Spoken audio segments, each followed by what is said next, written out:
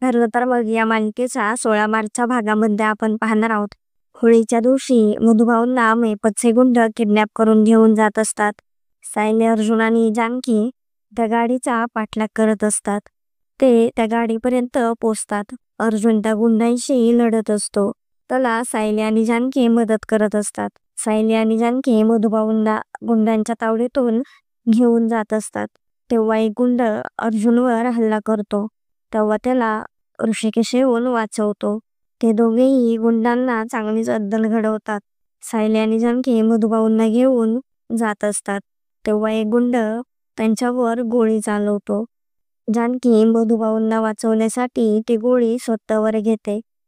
तेव्हा जोरात सगळे जानकी असं ओरडतात.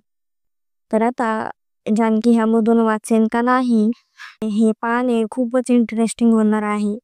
असेच नवनवीन अपडेट जाणून घेण्यासाठी आपल्या चॅनलला नक्की सबस्क्राईब करा.